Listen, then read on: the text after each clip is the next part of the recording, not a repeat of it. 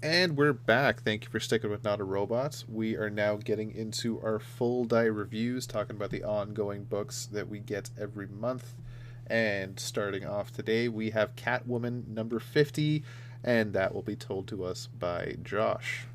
Meow. Story by Teeny Howard, art Nico Leone, colors Veronica Gandini, Lucas Gattani on letters, and a cover from David Nakayama. Also a pretty cool cover this week. Uh, this is a dense book, but hang in because it's a good one. Catwoman is laying out the plans on how they're going to take down the Royal Flush Gang's operations when Batman shows up, says that him and Catwoman need to go have a talk alone. He tells her about Aiko getting hurt and that how he's there to follow her orders.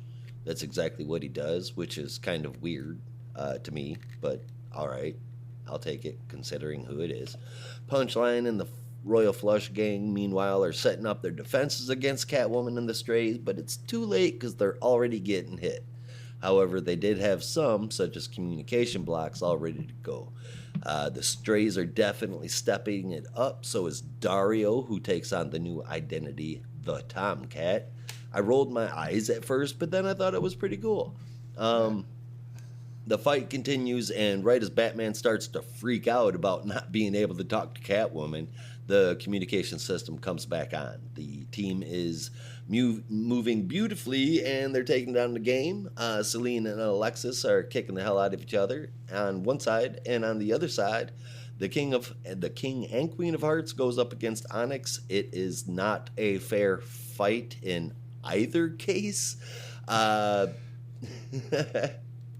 Fucking dummies. But meanwhile, after Onyx just whips the snot out of the other two, Catwoman beats the snot out of Punchline and hangs her up using her whip by the neck off of a rafter. Unfortunately, while all of this was going on, Velmont was in a different part of the chemical plant, and he happened to find amygdala, who coincidentally is called amygdala because he's had it removed, which I guess is like calling a guy with no left hand lefty.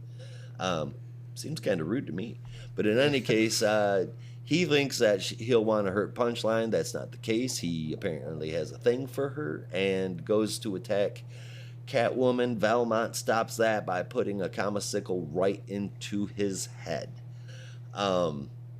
Right between the eyes, as a matter of fact. Catwoman doesn't yell at Valmont for killing, which I thought was odd, but she says, "Valmont, you promised," basically. That was weird. Batman shows up and has a problem with it, though. While fighting, Batman says something curious, that Valmont is deep undercover, but he won't say what he knows out loud because he wouldn't do that to Selina. That's when she's seen them fight enough and wraps her whip around Batman's arm. Valmont takes a cheap shot, and Batman crashes into Catwoman as the concrete support that is gigantic comes crashing down, and of course, Batman catches it because he's a strong ass Superman. With his attention on Catwoman, he doesn't see Valmont jumping at him from behind with both Kamasickles coming at him.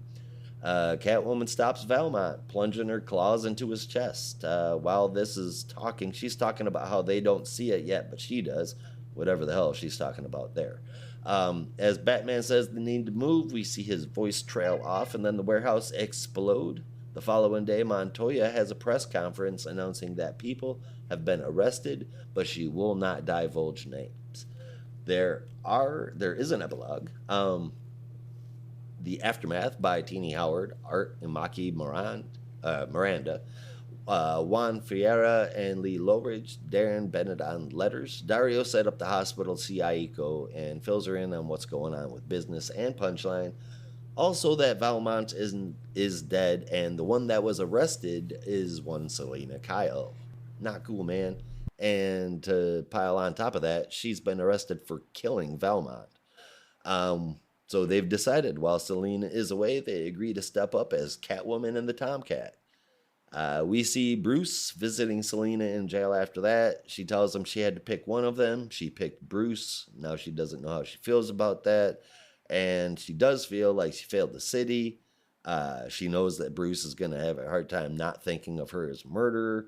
So, you know, she's kind of having a shitty time. So she wants a little bit of alone time. She gets that by going into Gen Pop and kicking the shit out of every single person in the mess hall. There was so much crammed into this book. I mean, so much, but every single piece fit. The art is phenomenal, and how they ended this arc is seriously wow, as far as I'm concerned. Such crazy spins, so many crazy spins that I never saw coming. I don't know what's coming in or for Catwoman, but I do know that I will be reading it. I gave Catwoman a 9.5 out of 10. I thought this was damn near perfect. Right on. Yeah, I'm What about curious you how guys? long this is going to last, because the last time that they had Aiko take over for Selena, that she was going to watch Gotham as Catwoman, we didn't see that happen once until Selena got back, and we just got a couple of months of Selena stories in another part of the world. I get she can't really do much else now that she's in prison, but I am hoping that they do stick to it this time, and we see Aiko and Dario going around saving Gotham as Catwoman and Tomcat, at least for a short while, because we do know eventually Selena's going to get out of prison. It did take quite the turn with this book. Just the way it ended, and Valmont getting killed, I didn't see that coming, but I am so about No. it right now. I'm seeing a lot of You never chatter liked Velma. online. I'm seeing a lot of chatter online though about how this is trash and it's the worst Catwoman story they've ever read, and I just don't understand it. I Where's that don't coming understand from? that shit either. This is a pretty damn good story, at least in I my fucking opinion. loved it, man. Yeah, the art is really good. The story I think is fantastic. I gave it a 9 out of 10. I gave it did not rate it out of 10, but if online chatter is also to be believed, this is apparently a terrible story. So I'm not really It sure what to really isn't, believe. man. It's the full Um, transition of Catwoman finally stepping over the line and wanting to be a hero instead of just being selfish. And I think it was done fucking wonderfully. Set up by Rom V and just teed off by Teeny Howard. Yeah, I don't mean to rush through my explanation, though. yeah, Brandon. yeah, no, I don't have anything else to add other than apparently it's got quite a rep um, within some parts of the internet. But that's all I got to say. Wait, what was your Don't score? get it. You didn't Oh, read it. I didn't get a chance to check this one out. Yeah. Oh, fair enough. Okay, I might have missed that part. All right, fair enough. Well, I look forward to hearing your thoughts if and when you do get a chance to read it. Um, yeah, so now we're gonna speed on over to Central City to check in with the Flash. But I forget, is he in Central City or Keystone right now? Well, he's in Well, they're Central, yeah. connected, so basically Yeah. both. Yeah. Basic. Okay, fair enough. Yeah, so we're going to be talking about the Flash number 789, picking up where 788 left off. This is written by Jeremy Adams with pencils from Fernando Pasarin, inks from Matt Ryan, colors from Matt Herms, and letters from Rob Lee. Wally and Pied Piper have reunited, and it feels so good because you get an opening image, splash page, full page image of Wally and Piper just hugging it out, reminiscing on old times. It's good to see each other. Piper has frozen the rogues in place using his pipe, but it's not going to last long, so Wally races him and Piper back to the West household, where the entire West family are ecstatic to see Hartley Sawyer back again. Again, the family reminisce and hug it out and have a bit of a good time just chatting, yet they are interrupted by an announcement from Mayor Warden Wolf announcing that there is now a state of martial law declared by him in Central City, and there will be a mandatory curfew and safety checkpoints throughout the city, and this will go on however long it takes to keep the city safe. So the three adults in the household, Hartley, Linda, and Wally, talk over what to do next. And as Linda reveals, which Wally already knows, she is smarter than the two of them combined, says, why don't you just confront them? Them being the rogues and Warden Wolf, Mayor Warden Wolf. Not saying his Mayor first name is Warden. I'm used to calling him Warden Wolf, so I'm not going to stop. Yeah, so the Wally, no, I was going to say Hartley, but Wally goes off and chats with the mayor, the Honorable Gregory Wolf, as you now see on his name tag. They have a bit of a discussion as to what's going on, and Wally reveals all the cards he has in his hand, connecting all the dots that he's come across over the past little while, including Girder in none other than Chicago, to which, while Wally admits he goes there for the pizza, which we did see him do when he was there with Wallace, Girder would go there for the money and the crime.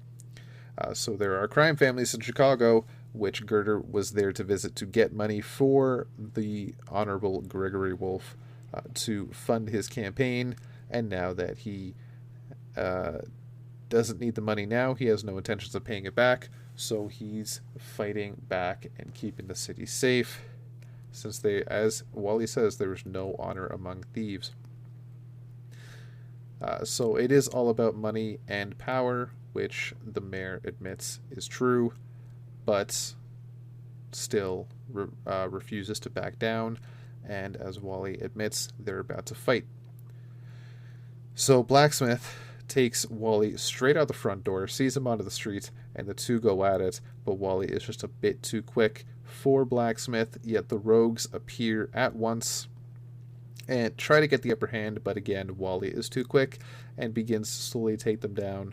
Not slowly, quickly take them down one by one, but then Mayor Warden Wolf comes out, grabs Wally by the throat unexpectedly, lifts him up into the sky, and throws him across the street to where Mirror Master sends Wally flying through a window in and out above him as Captain Cold freezes him in place.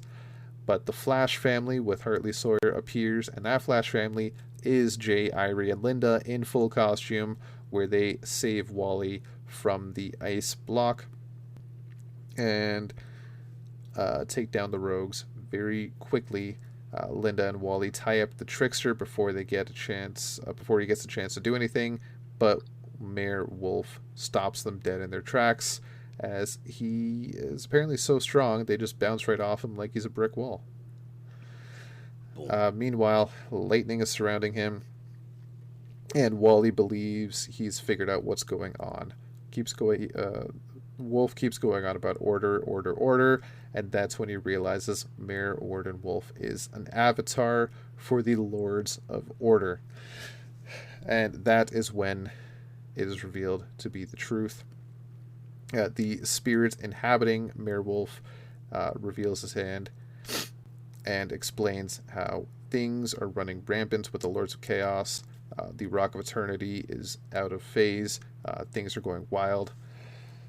And things need to happen. And as they've discovered, Central City is the basically leading capital of chaos, so it needs to be controlled right away. Wally says, look, just take a peek into my head and you'll see what chaos and order really means. And he reveals his adventures and misadventures throughout the past little bit of his life, stretching all the way back to just after Heroes in Crisis, when he was working with Tempest Futunaut. He sat on the Mobius chair and he helped save the multiverse during Death Metal, all while without his family, and then rediscovering them along the way.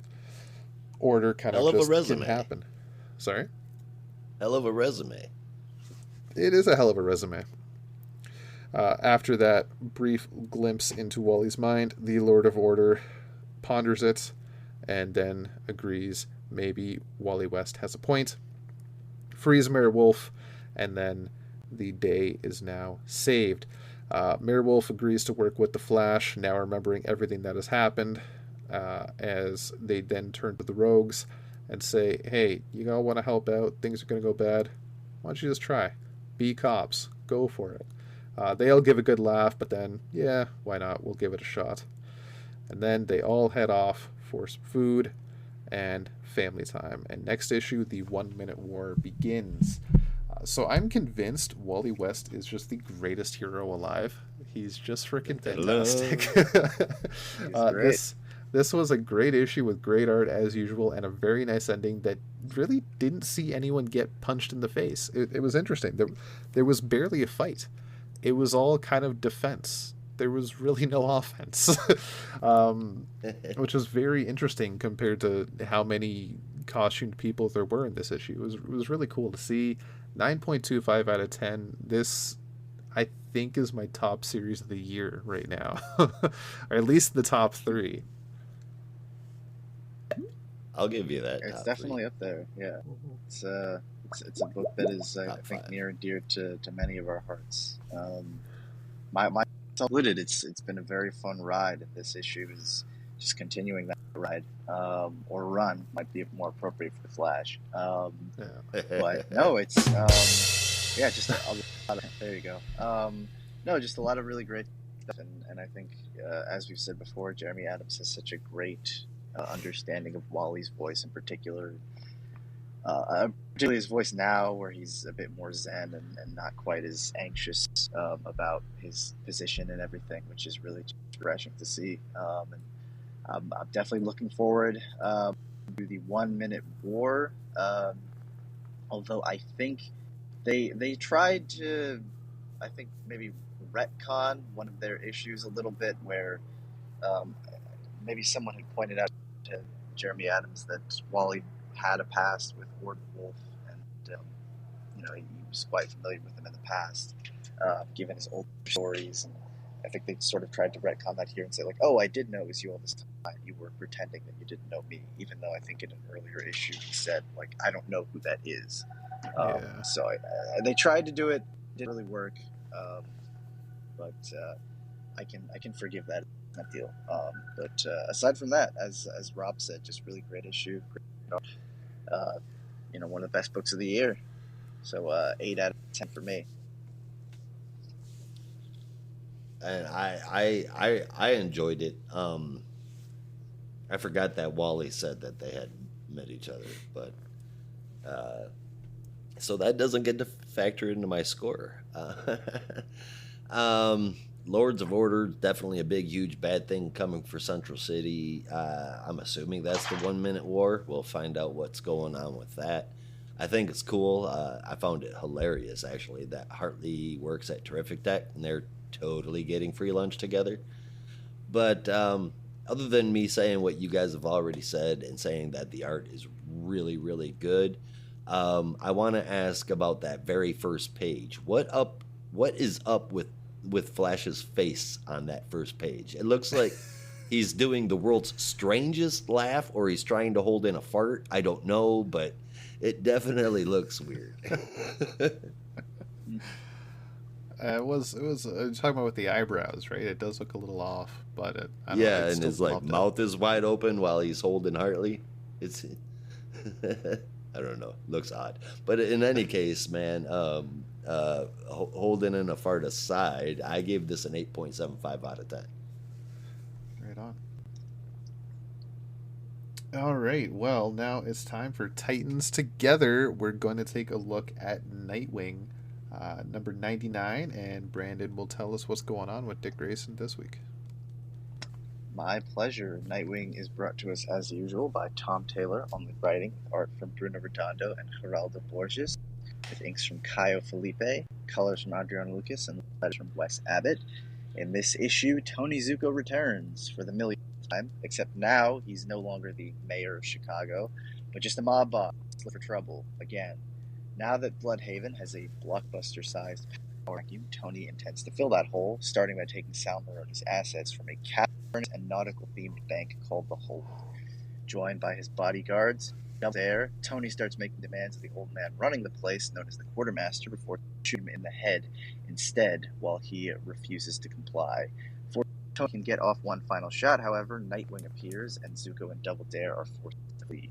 Nightwing catches up to Zucco before he can escape, and nearly does something he might regret.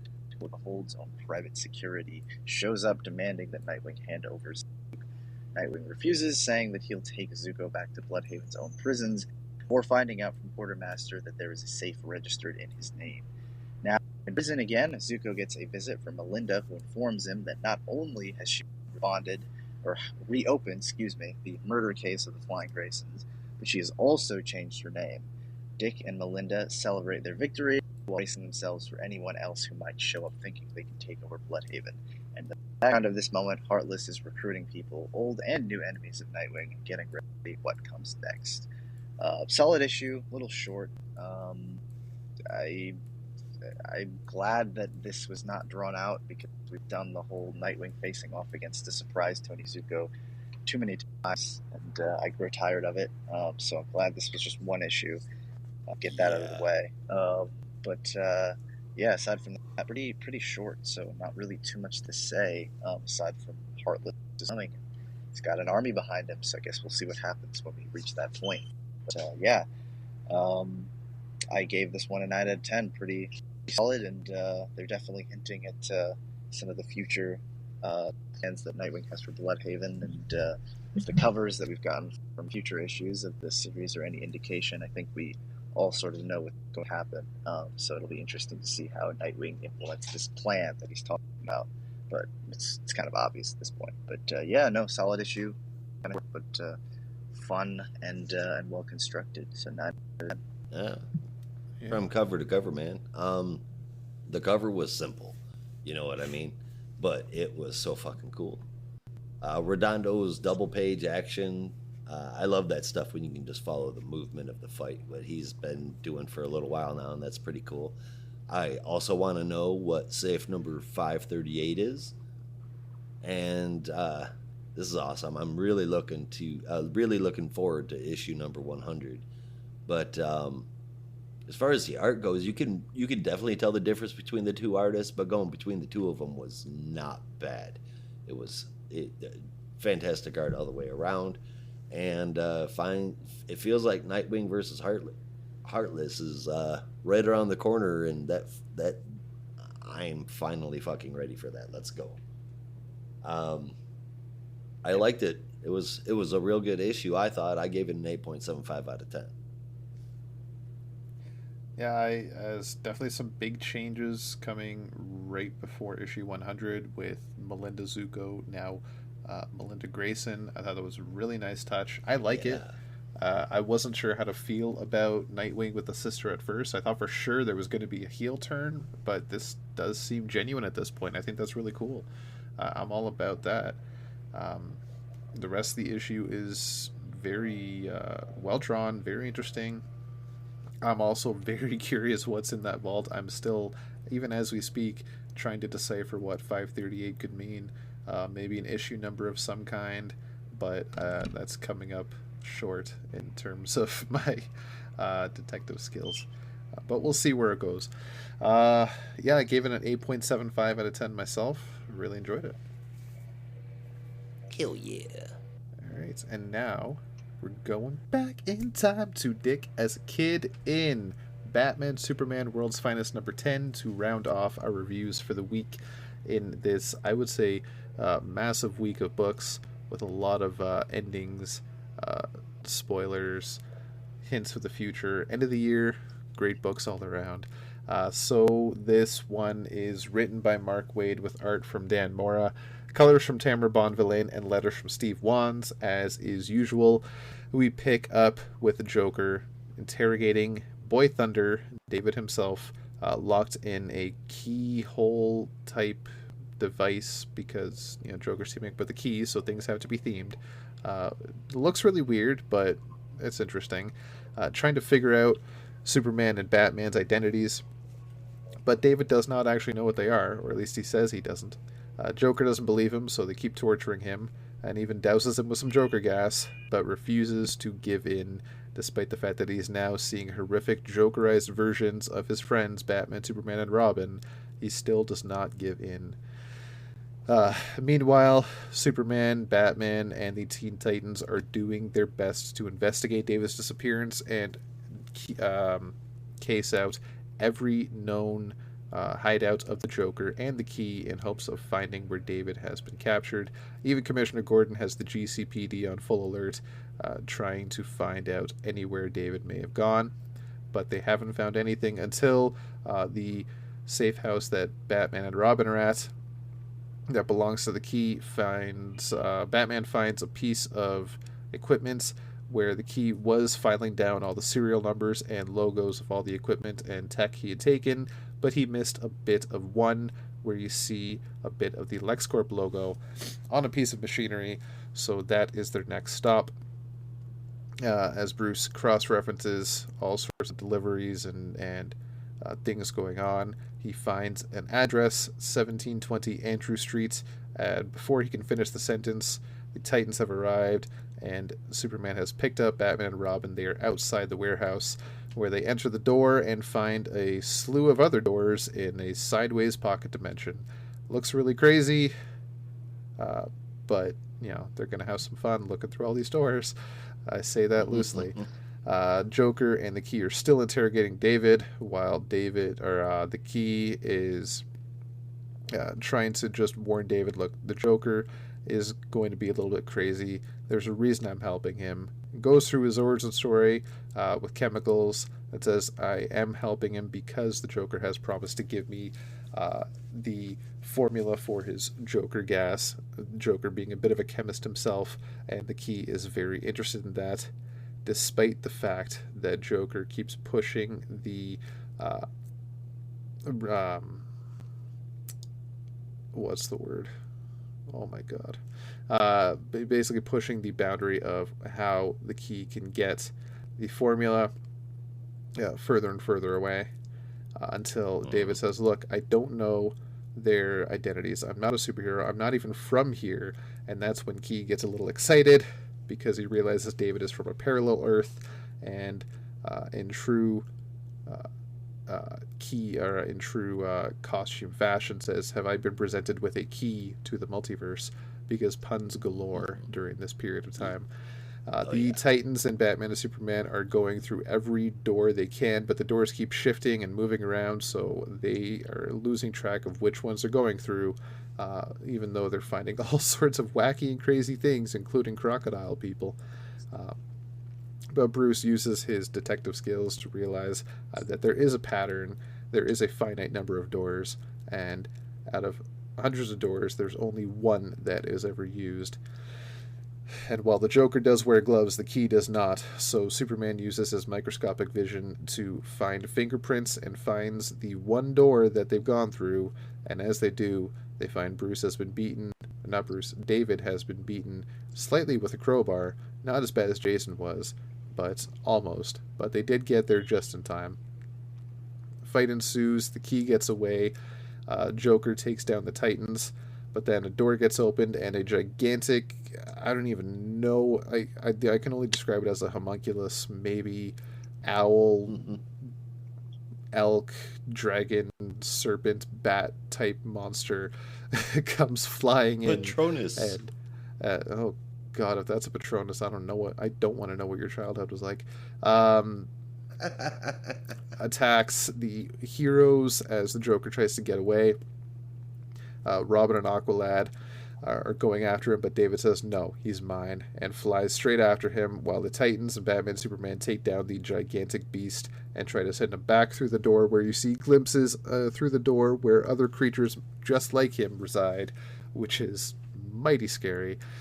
David gives chase to the Joker and chases him outside, where there is a fun house of Joker-sized proportions, including a house with a Joker's head, the shape of the Joker's head, which I think has been a staple in the past.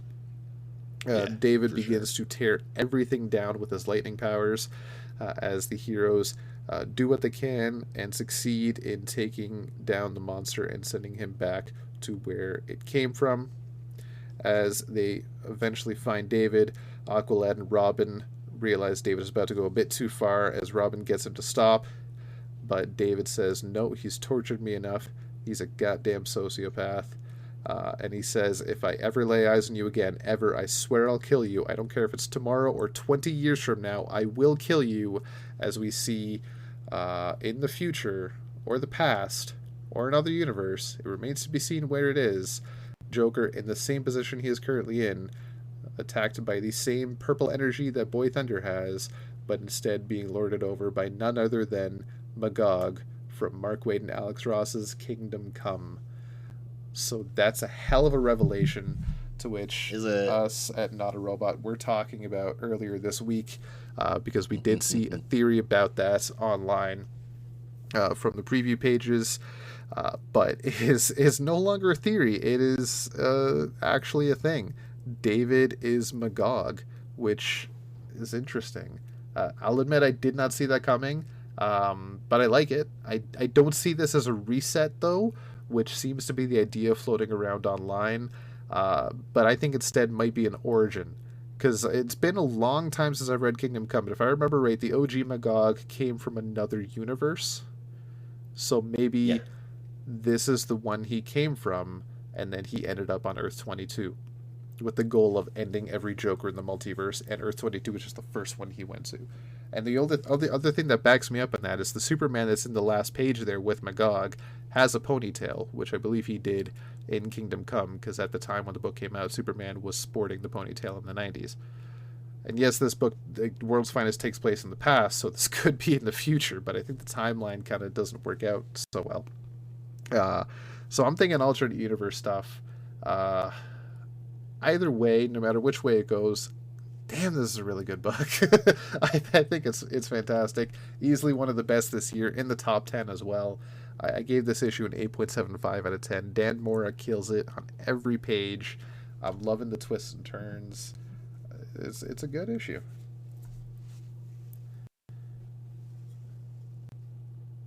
What did you think, Brandon? I also really dug this one. I mean, I've been digging this arc a lot so far, and I think this just kind of kept it up.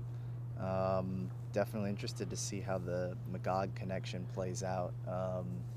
I mean, I don't know. It's not really surprising that Mark Waid would make the Kingdom Come connection, given that he wrote the story. So we're probably coming. But I mean, I'm interested to see how it all kind of wraps up, given that the next issue is the conclusion to this arc. But I'm with Rob.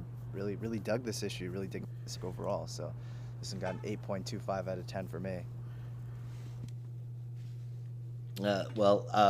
Rob read Theories. I pointed it out 10 issues ago. In issue number 1, on page 7, down at the bottom, there was Magog's shadow up against a wall. It couldn't have been Neza. It couldn't have been anybody else. It looked just like Magog. And so I've been sitting here waiting for him to show up. Did I know Boy Thunder was going to turn out to be Magog? No, but I mean, all the puzzle pieces are there now for us to say so. And I guess thinking about it, there's not much else that could have really happened if we're going to throw Magog in there, which obviously, again, that seed was planted in issue number 1. This particular issue feels like I'm reading Mark Waid again. I haven't been the biggest fan for a little while, but it is back on top for me again. The art is absolutely splendid, and you add that to a much better story than what we've had, and you get yourself one hell of an issue. No matter how much I love being right, I hate knowing what's coming, but there's nothing coming off the score for that one because it was so tiny. 8.75 out of 10. Right on. All right, so that is our books for the week. So now we're going to bump into our top 3 of the week and a favorite moment if you had one. All right, so Brandon, what'd you have? Well, at number 3, I had World's Finest. At number 2, I had Batman versus Robin 4. But at number 1, I had to give it to Nightwing. You know, for a solid one and done issue. It just did an exceptional job with it, as it usually does. But my favorite moment, and it made me laugh because it was so outrageous. But I guess I just have lots of humor. After Mother Soul falls into the pit, Talia says something to the fall. I don't have the book in front of me, but I believe she said, "I refuse to let you mourn her." Oh yeah. And Damian says, "I'm feel how I feel, mother. And it was so just like it's such a human moment after such a dark moment that I couldn't help but laugh at that. So that was my favorite moment. That was a good one. Right on. Hey, too, Josh. I also gave my third place to Batman Superman World's Finest. The rest of it is different, though. For second place, I couldn't help but offer that to GCPD Blue Wall, man. What a fucking story. And number one, I don't care what anybody out there on the internet says. This book just fucking crash landed perfectly. And what a fucking story. Number one goes to Catwoman. And crazy enough, my favorite moment comes out of Dark Crisis. That first page, just honorary mention, the half splash of Nightwing, that was cool as shit. The glow was so much, I had to like kind of look away. I couldn't look at it too much initially. But my favorite moment is that double page half splash of all the heroes having absorbed Black Adam's power. That was so fucking awesome. I really want that. Not Black Adam's power, the picture. Well, hell, I'll take both. Yeah, that's poster worthy right there. Hell yeah, it is. That's cool as so. shit. Yeah. I'm looking at it right now. It's gorgeous. As for me, at number 3, I had the Blue Wall. I have a hell of a time picking number 3 because I had 3 or 4 books all with the same score, but ultimately I picked the Blue Wall. Number 2, I had Catwoman, and number 1, I had The Flash. Just freaking fantastic. I love this series. And a favorite moment, I'm kind of stuck between this personal favorite and a mind-blowing favorite. So my personal favorite is that spread shot of the Green Lantern Corps with Hal saying he has the biggest family there is, which I thought was really nice, really cool. But my mind-blowing favorite moment is that last page of World's Finest number 10 with just the parallels of seeing Boy Thunder standing over Joker and Magog standing over Joker in practically the exact same fashion. That was really cool to see. Hell of a reveal. And it looks damn good because Dan Moore is amazing. Uh-huh. All right, so that was our favorite moments, and now it's time for your favorite moments. It is the biggest thinker. Oh, that's nasty. It actually wasn't too nasty this week. No, it really wasn't. Perhaps just a mere whiff of stink. Yeah, a fart, if you will. A fluffer. Oh God. My stink list winner today is gonna be Batman versus Robin. Though it's a much better issue than what we've had, it's actually a good issue. It still feels like this is I don't want to say lackluster describing Wade for the overall series, but while what's happening inside seems cool, there's something that, I don't know, there's something that's just missing in this story for me. Bonus points for Alice being in there, Black Alice, but I don't know, man. Something's just missing in this story for me to get engrossed, and I'm not sure what that is. But that is my biggest stinker.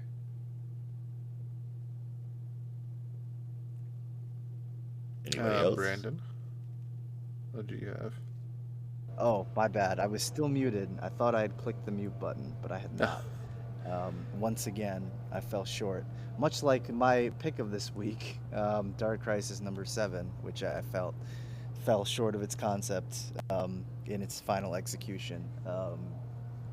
I believe it was just kind of a lackluster, very average event that I don't think is really going to hold up in the larger DC canon, as I said. So Nothing mattered. Is my biggest stinker this week. Fair enough.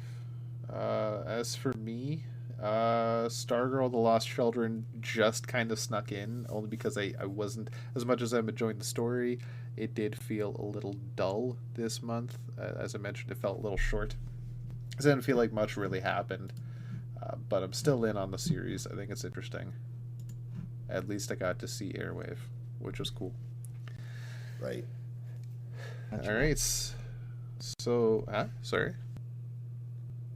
Hello? I don't think there was anything there. Oh wait, Oh. no, I cut out again. I'm Oh, gonna keep my thing muted because there's someone using a leaf blower nearby, and I don't want to make too much noise. But I said that's what you want. You want airwave. That's what gets the A. Exactly. amen. All right, with that, that's our show. Remember, you can help support us by going to buymeacoffee.com/NAR podcasts. You can check us out on Twitter at Not a Robot Comics and subscribe to our Substack for bonus reviews, articles, and more. And as always, there's only one way to say goodbye around here. Until next time. Be good to each other. And don't be a robot.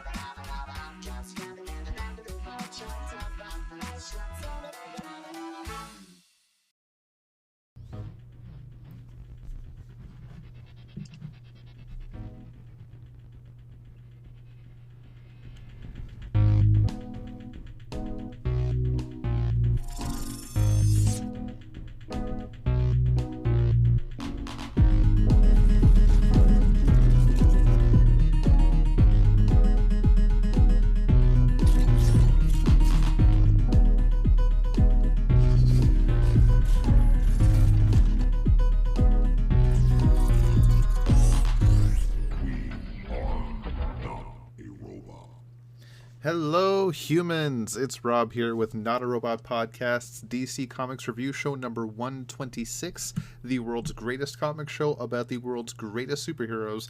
And with me, as always, is Brandon. Hello, everyone. And Josh. Oh, loneliness and cheeseburgers are a dangerous mix. I mean, you're not wrong. No comic book guy fans in the house? I thought that was something we all knew. I don't remember that line. Yeah, I don't remember that one either. That's a deep cut. Oh, man. All right, so if you ever want to get in touch with us, you know you can send us an email to comics@notarobotpodcasts.com, and you can get us on Twitter, too, at notarobotcomics, and now on Instagram at NAR Comic Books. And if you feel like supporting us, visit buymeacoffee.com/NAR podcasts, where you can also gain access to our very own Discord server. And with some support on buymeacoffee.com, you can find your way into that server to talk with us and other fans about all things geek. Comic books, movies, books, anything you can think of, we talk about it. So for today's books, we are looking at Stargirl, The Lost Children number 2, GCPD, The Blue Wall number 3, Dark Crisis on Infinite Earths number 7, Batman vs. Robin number 4, Catwoman number 50, The Flash number 789, Nightwing number 99, and Batman Superman World's Finest number 10, as well as a couple of honorable mentions. But before we get into that, we'll do what we always do. Let's get into some news. What's going on in your necks of the woods, guys? Well, it was funny how you mentioned that there just a second ago. I just, as far as honorable mentions goes, it's not news, but I happened to find out that the Doom Patrol theme song, which I absolutely love, was written by the same dude that did Daredevil, Westworld, The Terror, Punisher, and American Gods. What a fucking resume. That's really good. Right. That's And impressive. speaking of Doom Patrol, Brandon, I don't know if you're caught up on the series or not, but Mr. 104 just showed up. No, I have. It's been a while. I don't think I've even seen season 3 yet, but yeah, that's interesting. It's I thought so anyway. All right, a couple of confirmations by Gunn. Blue Beetle is 100% coming out. He 100% confirmed that he will not bow to social media dickheads. Good. He also said that the rumor that they are recasting everyone but the Suicide Squad is completely false. And that the Superman movie is definitely not a Superman origin movie. He's just younger. He will already know all of the heroes in the DC universe. And then finally, on a happy note, I'm happy to announce that Aftershock Comics has had to file for Chapter 11 bankruptcy in the state of California with $50 million in debt. Wow. How do you do that? Well, you stop paying creators. That's one of the things that they did. They But stopped I mean, paying if you stop creators, paying they people, stopped where's paying that money printers. going? How are you bankrupt if you're keeping it all? Nobody's buying the fucking comics with Aftershock. man. That's the thing. And I fucking saw a solicitation for issue number 18, and there's something that's going on with John. And, you know, I just don't know how I feel about it. I'm not going to drop that bomb here unless you guys want to, but I'm kind of really iffy about it. Wait, issue And then 18 of what? That's all I got. Son of Kal-El, I believe. Wait. It's done, though. Yeah, didn't we talk about that last week? Wait, hold on. Yeah, Issue- I think you probably mean John. Adventures of Superman. Yes. Wait, hold on. Oh, John. okay. Yeah. Yeah, had me confused there for a second. Yeah, well, I mean, okay, so you read the solicitation. I did warn you about it. I wasn't going to tell you what it was, but I did say you were not going to be happy. Yep. His electric beat. Yep. Yeah. Anyway. Yeah. All right, I'm about it right now. I'm curious how that story will go. If it's going the way I think guess- it might go, it's going to be interesting, but I've been wrong about Tom Taylor before, so we'll see. Fair enough. Anybody else have any other news or anything they wanted to mention? Brandon? Nothing really breaking. Just No. you know, on my end, just kind of enjoying vacation, doing a good bit of reading, which has been nice, and that's pretty much it. Right on. That is always nice. Yeah, I've got nothing myself, except happy holidays to everybody out there, because this weekend is Christmas, and this week started a whole slew of other holidays. We had Hanukkah, Yule, Kwanzaa, I believe, is next week. To whatever you celebrate out there, I got just one thing to say: don't be a Larfleeze this holiday season. Be a Saint Walker instead. Yes, There you very go. kind and giving. Yes, All but right, if not that's all Origin Saint Walker, where you believe in something so intently that it kills your family. Yeah, That's try not not to good. do that. Yeah. Yeah, try not to do that, or Yeah. else they'll make a Christmas movie out of you. And, Rob, did you have any news? No, I feel like I did, but I don't. Cool. All right. Well, Yeah. admitting that is quite honorable, so we will get into the honorable mentions. By all means. Just real fast. Urban Legends, Deceased, War of the Gods, and DC versus Vampires All Out War. All excellent issues. Go out and buy them. I had a fun time. Definitely. Awesome. And that's it. Yeah. That's all the That was honorables that was fairly quick. Yeah. So with that, we'll get into quick bites. sounds good to So me. first quick bite we have on the docket is Stargirl: The Lost Children #2, and Mr. Brandon is going to tell us about that, along with his cricket pal. My pleasure. Yes, along with my cricket pal, who's being very noisy right now. But that's because he has a lot to say about the issue, I assume. Yes, this Fair is Stargirl: The Lost Children #2, written by Jeff Johns with art from Todd Knock, colors from Matt Herms, and letters from Rob Lee. Courtney and Emiko continue their hunt for Wing and the other missing children, journeying to a mysterious island at the bottom of the Diablo Triangle. After a nasty shipwreck delivers them to the island, the two are separated by some strange robots. Courtney must team up with Wing, now truly known to be alive, and some of the other missing sidekicks to escape the island. Still really fun. Still having a great time. Art is really nice Oh yeah, it and is. fun to follow. I'm a sucker for Todd Knock, and it's I don't know. I don't know that there's a whole lot to say that hasn't already been said, but just a cool ride, and I'm interested to see where the adventure goes from here, and how Courtney's going to work with these missing sidekicks, or forgotten Yep. sidekicks, I should say. I mean, I So I think gave this one Stargirl an 8 out of 10. 8 out of 10. Right on. Yeah. I actually gave it an 8.5. I enjoyed it. I think Stargirl smiles a little bit too much when she's talking very serious. But other than that, man, pretty damn good story. I'm looking forward to the next issue.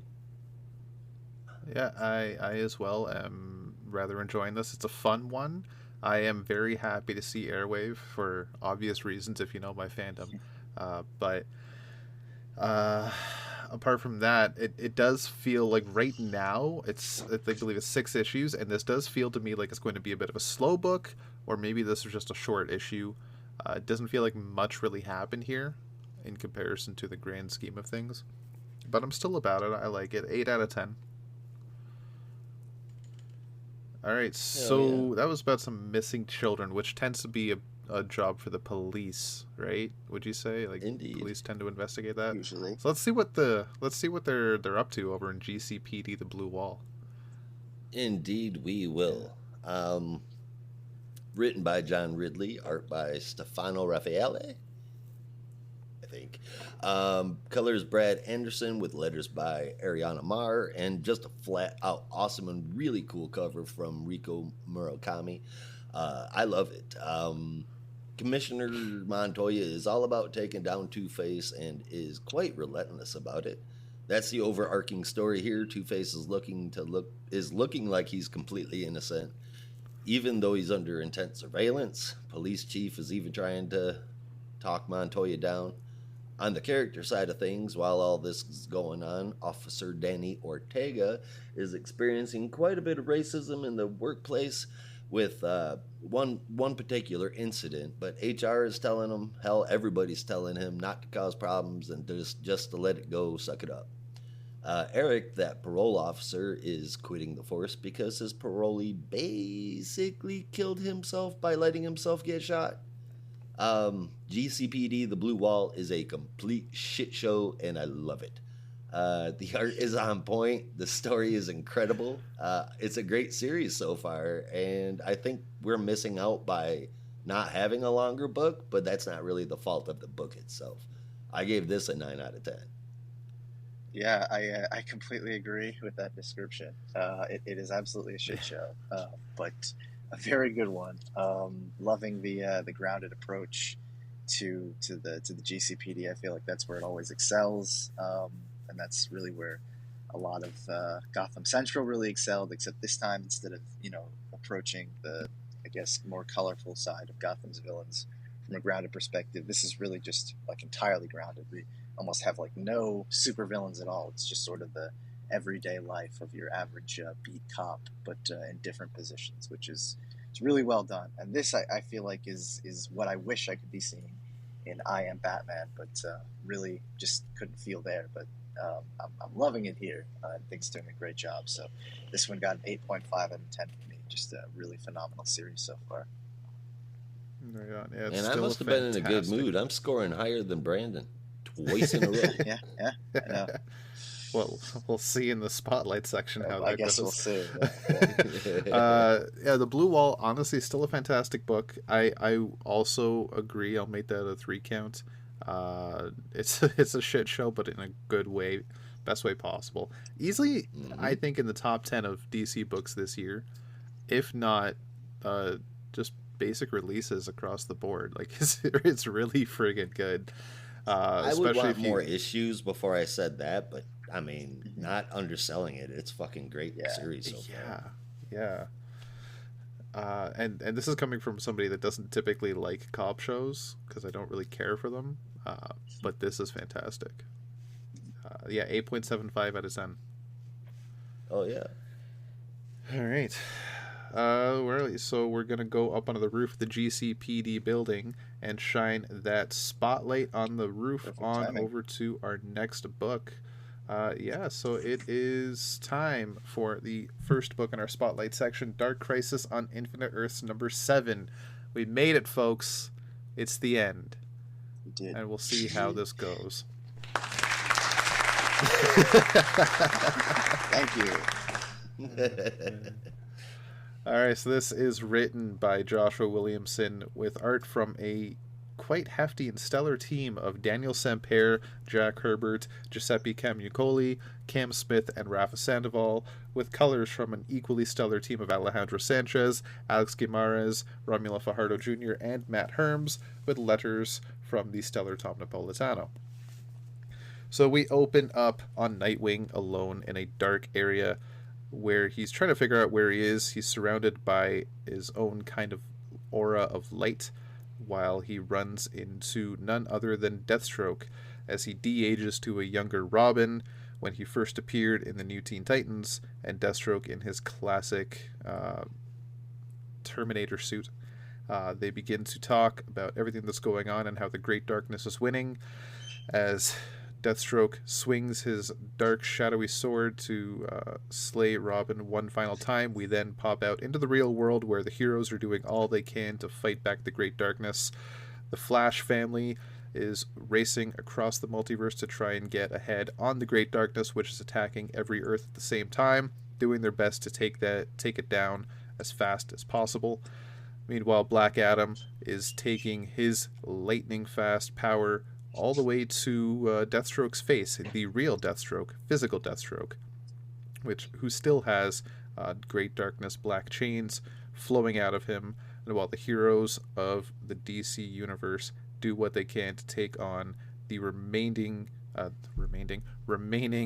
members of the Great Darkness army. Oh, it's just called the Dark Army, isn't it? I don't know why I said the Great Darkness Army. Black Adam gives them all a power boost, getting into Deathstroke's face and screaming his name as his power gets shared with every hero on the battlefield. And now that's armed new, with right? Yeah.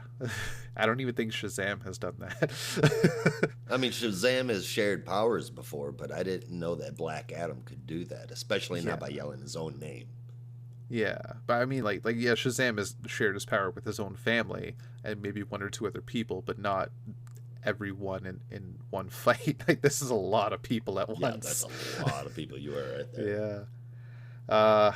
So they begin to make quick work of the Dark Army, and Deathstroke and Black Adam have some words.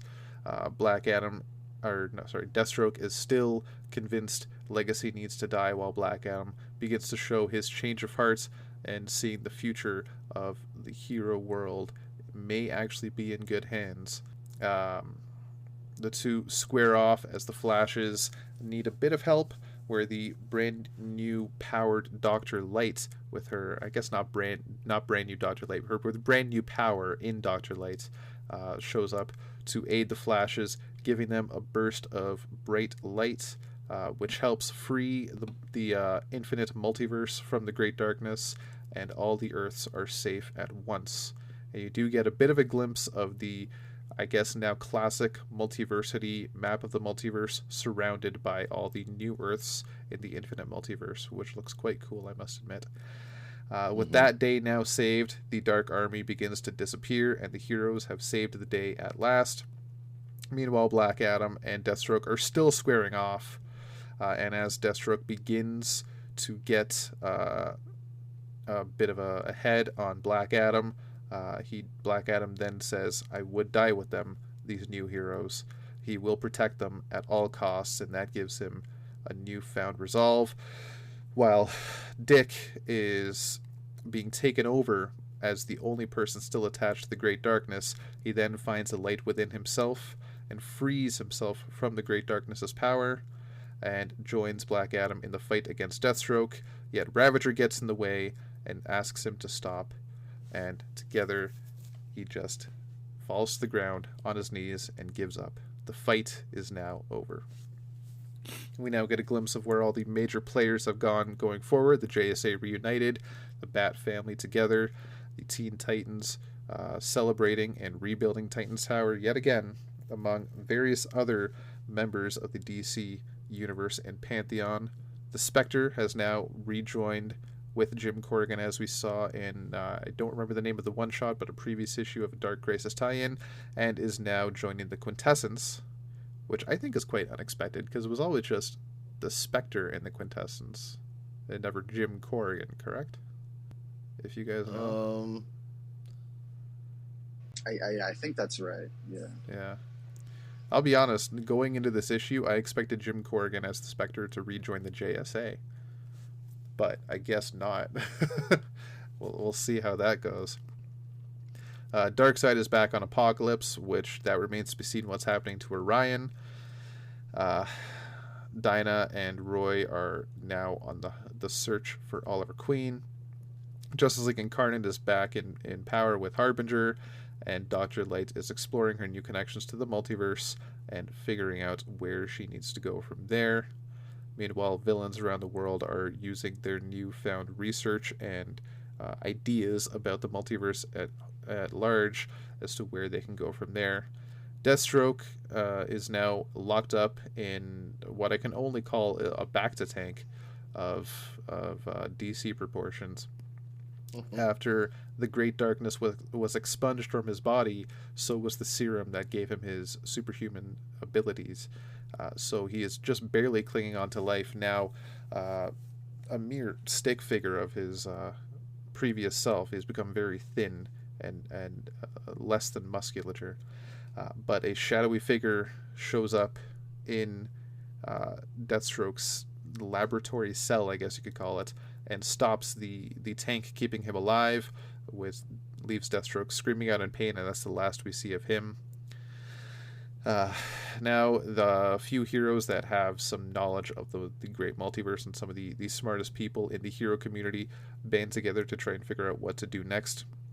And Barry says him and Wallace are going out into the multiverse to figure out what's going on out there. As you can see in last week's Dark Crisis, The Big Bang, Hal is going to stay on Earth for a while because he feels he's been in space for too long. And he's just going to do what he can to help out. As they look at all the new heroes on the battlefield helping clean up, and they realize that the future has a bright path ahead of it.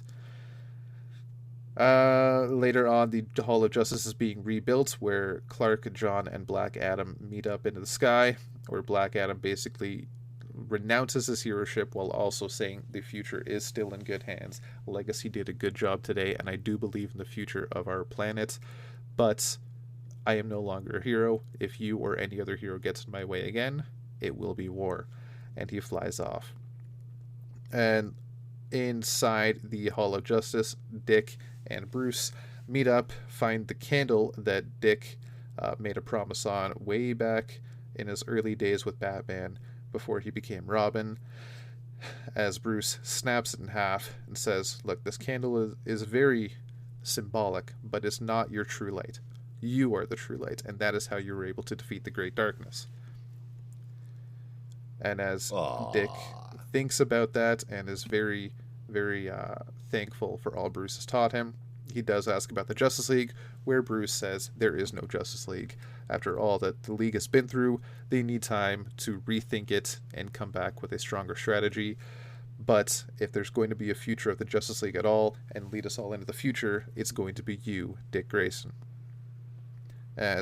And before they can get too deep into that, Oracle interrupts them with a message that Two-Face is back in action, so the dynamic duo fly off into the sky to once again save the day.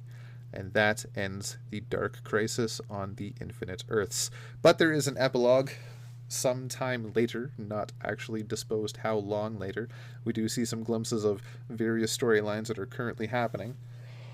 But what we do get mostly in this epilogue is a shadowy figure talking to the Council of Light. I would call them shadowy figures, but they're basically illuminated, so they're bright figures, but we do not know who they are. But if you're very good at guessing games with silhouettes, you might be able to figure out who some of these people are because they have distinct shapes. I have not been able to yet, but I will ask you guys once this is done if you recognize any of them. The lone shadowy figure talking to the Council of Light is basically saying that the plans that the Council of Light has had is not working, and as she has returned, she has a new plan to incarcerate the heroes because they will bring doom upon the world. The Council of Light does not think that's a good idea, but she's going to do what she wants anyway, as 4 metahumans show up behind her, and as we are revealed on the final page, it is none other than Amanda Waller, potentially fresh from Earth 3, along with Peacemaker, a new female Peacemaker, somebody who's, and I forget his dang name, he was in the Suicide Squad recently. He was played by Idris Elba, but you know what I'm talking about. It looks like a big version of him. Deadshot. It's not Deadshot. The guy with, like, you could build weapons out of nothing. No, you got him teleported to him. Oh fuck, what is his name? Yeah, you know, Bloodsport. Yes, Bloodsport. Thank you, Yeah. Brandon. I meant to look it up and I forgot to look it up and I could not remember it for the life of me. And finally, I believe his unofficial title was the new composite Superman from World's Finest. There's now a mirror image version of him with a backwards Bat S logo, a purple and green costume, and yellow ring energy instead of green. And yeah, that's a certain thing. To be continued in 2023. Holy crap. So I was rather enjoying this full story. Review. Wow. Yeah. It was yeah, we were debating on it. So I was rather enjoying this up until the last pages of both the main story and the epilogue. It's just the narratives they put in the last pages I'm not totally convinced on. So the Justice League just decide to take a break after all that's happened, even though that everything that's happened makes it seem like now would be the time to make the team stronger instead of just go away. And I get they're trying to put weight onto Legacy, but maybe don't just disappear. Help them build it first, you know? And can we stop having villains that are just mirror opposites of the heroes? The new composite Superman is very cool. Why do we need a green, purple, yellow version? And we're not supposed to. I mean, that whole thing was supposed to be like a special thing that happened. We're just going to be able to do that whenever we want now. You know, and who is this guy? Like I want to know who it is, and I just want to not care. I love the costume, but it's too much. Yeah, it's a hell of a ride. I gave this an 8.5 out of 10. I didn't hate most of it. It was an interesting ending. There were some things for me that didn't stick. The art was fantastic. Hal basically finally telling the masses that he has the largest family of all, which I've been saying for years. It's finally actually said in a book.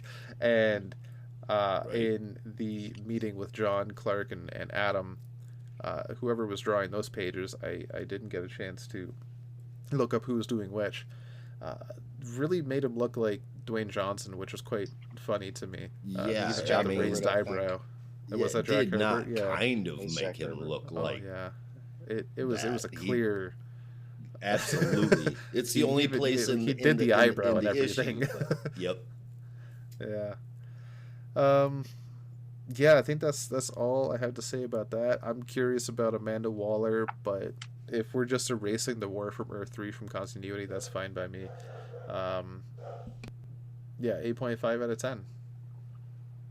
I think Dark Crisis is a textbook example of the difference between concept and execution, because you can have a wonderful concept that seems great in principle, but the execution can fall completely short of that concept, and this is a textbook example of that. There were a lot of interesting ideas in Dark Crisis, although I lamented it from the beginning because I thought it was just going to be a collection of interesting moments and nothing more. And lo and behold, it was exactly that, and also fell short of the concepts that it could have achieved. And yeah, this final issue is like pretty much the shining example of that, where it's a lot of moments that would be great to hang on a wall or to show out of context, but ultimately they just, I don't know, they contribute nothing, and everything that the series might have been able to achieve in its larger themes and concepts just never gets there, never quite gets there. So it is a perfectly average event, I think, looking back at the 7 issues that we got for this entire series. But honestly, it's not something that I think will go down as essential reading in the DC canon. So this one, as I said, got a 7.5 out of 10. That's what I gave it to, was a 7.5 out of 10. Just like you said, okay, so it's an average comic book, and then there was just some weird stuff, like the whole all of a sudden yelling Black Adam does something for him. He used to have to yell Shazam too, so that kind of made me go, huh? And ultimately, we got Slade lost his miracle powers, and Ollie is missing. And then Batman puts Dick in charge of the Justice League right after telling him that there is no Justice League. Other than that, nothing really happens in that main story. And then, so overall, I kind of feel like this was just one 7-issue setup arc. But Yeah, that's a good way to put it. I'm curious, at near the end of the book, we see the heroes captured, right? In one cell, there's Mr. Terrific, Donna Troy, Steel, Green Lantern. Another one, we got Jace Fox, Nightwing, Yara Flor, and then the Trinity down at the bottom. There's more people in there too. Do we think that we may potentially be looking at some sort of new teams that are coming together? I was thinking that, the way those panels are laid out and the character choices in each one, it looked quite interesting. Flash, Hawk Girl, Jace Fox, Batman, Nightwing, Yara Flor. I'm assuming with that cape we're looking at Damian. Yes. And then Shazam. That's an interesting team put together. Yeah. And then, I don't know who a few of those people are in the top one. Let me go. But in any case, they're interesting teams being put together, and I thought that was kind of cool. Or potentially cool. But other than that, it was completely average. I didn't hate it. Great art. 7.5 out of 10. Right on. Yeah, that top panel has Impulse, Zatanna, Black Canary, Steel, Hal Jordan, Donna Troy, Batwoman, Mr. Terrific, and I believe between Donna and Hal is Aquaman, Jackson. Jackson Hyde. Okay, well, that would be a pretty cool fucking team, too. Yeah. Definitely. Well, in any case, yeah, that ends the Dark Crisis. Do you guys have any clues as to who those people on the Council of Light are? The biggest thing I've been able to determine is that they are members of the Council of Light. It's a bit of a mind-blowing revelation, but I'm about it. Brandon, do you recognize anybody? Most of them are pretty ambiguous. The only kind of discernible shape that we get is one with ears, and really that could be anyone, because there are a number of characters that have cows with ears. So it could be Catman, it could be Catwoman. I don't know. It's hard to say. I think they're too just ambiguous to narrow down anything at this point. Oh wait, let me hang on. Oh no, I think I know. Just let me double check all these pictures here.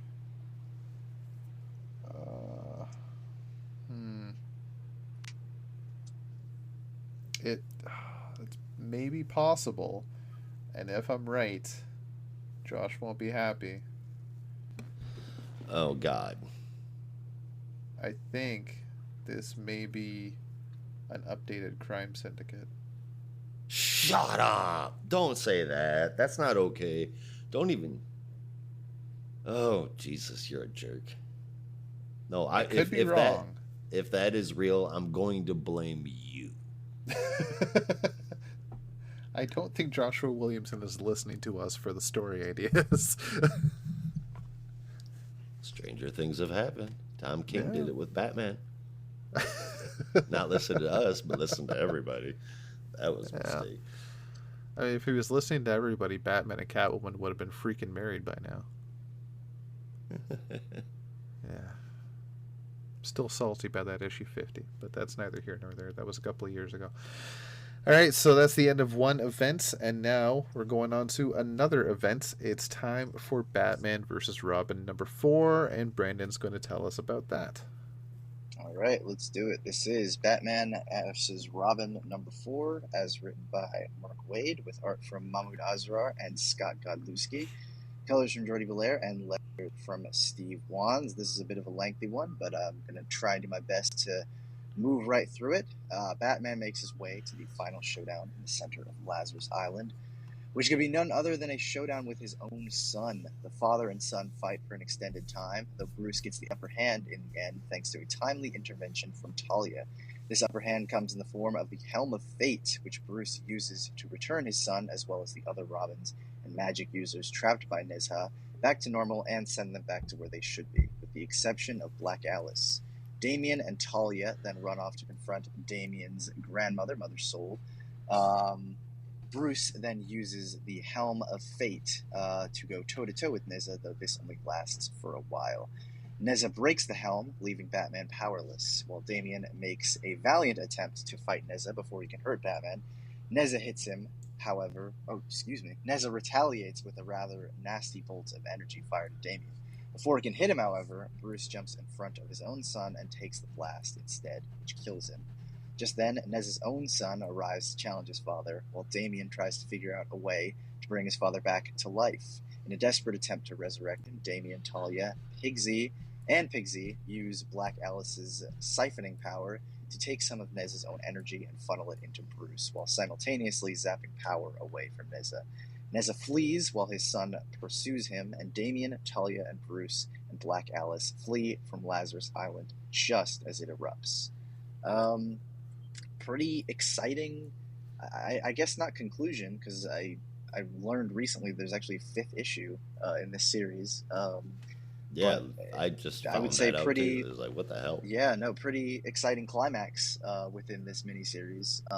Definitely ramping things up in anticipation for Lazarus Planet, which will be coming soon, as the end of the issue suggests with the Alpha issue.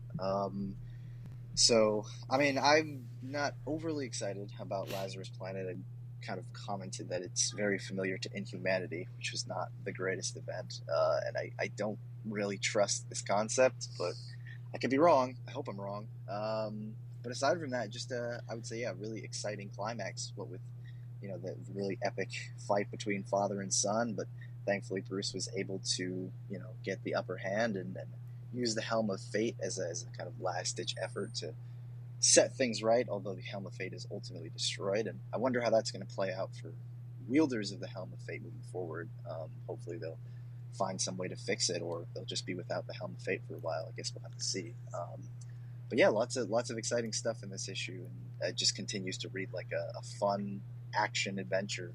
And interested to see how they're going to wrap things up in the 5th issue, which should be out in a month or two. I'm not entirely sure when, but I coming think soon, it I said suppose. February. Yeah, something like that. Yeah. So yeah, no, this one got an 8.75 for me. The series, despite my expectations being rather low, has been a nice surprise, and I'm really digging it. Okay. I think Nezha has some daddy issues. Yeah.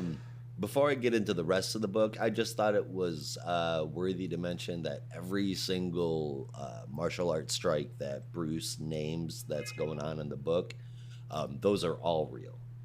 But thought that was kind of cool that they did the research to look into that many different kinds of martial arts styles to get different strikes out of it. But it was cool. It's curious to see that Nezha is draining all of Earth's magic. Where, pray tell, would someone like me be able to learn a Lady Shiva bob and weave? Well, My I knowledge, mean, Lady Shiva is not a real person. other than those ones, which I Or thought were Wildcat kind of left corny. hook. That's a real thing. Just ask Batman. I would, but I So a couple don't of think he's those, real. yeah, the comic book based Yeah. ones, obviously not, but the rest Yeah. are real. Just for the record, Black Alice can siphon any kind of power, not just magic, not just only magic. At least that's how she used to be written, but they like to change things here. I thought Bat Fate reminded me a whole lot of him sitting in the Mobius chair. Hmm. Like, I'm only Yeah, that's a going to good do point. this as a latch ditch effort. And, they just can't not give us Bat God. But it does make me wonder what in the holy hell is going to happen next. Even with all those criticisms I just laid out, it is a much better issue than the ones that we have gotten. Art, of course, always looks fucking great. Story just took off. Lazarus Planet isn't scaring me as much as it used to, and I guess that's always a good thing. I'm gonna give it a 7 out of 10. All right, on. I'm happy Bruce finally saved a Robin from death. He finally did it. It took him Yay! decades. He finally succeeded. Yeah, so Lazarus Planet looks like it's off to a running start, but based on what we know of Lazarus Planet so far, I did think we were going to see glimpses of what to look forward to in January. I was kind of surprised that it just sort of ended and didn't show us anything. As we already have a preview of Lazarus Planet Alpha, and it really just picks up right where this left off. So we don't really, unless you're not really paying attention to solicits and news blasts, you really don't know what the hell to expect with Lazarus Planet, which I think was interesting. Is DC trying to my push a personal, whole, I think, only news blast narrative now? It's yeah, I think with NASA having all of the magic in the whole world, Lazarus Planet is gonna be Earth, and they're gonna have to all work together to take them down. Yada yada yada. It's gonna be similar to like an Etrigan story, but just on a massive scale. yeah. We'll see how it goes. I'm interested in it. I think it could be cool. But I do agree with Brandon. It does have that Inhumanity kind of story beat, which, as much as I didn't read all of Inhumanity, I did check out some of it, and it didn't really seem that interesting. So, Inhumans in general seem very uninteresting right now, which is unfortunate. Anyways, for this issue, I gave an 8.5 out of 10. I rather enjoyed it. It was cool to see some of the combat. Bat God is a concept, though, that needs to just be put to sleep for many, many years. A long, long, long time. Yeah. All right, so that concludes our Spotlight reviews. We're going to take a quick commercial break. Do not touch that pause button. Yeah. Stay tuned.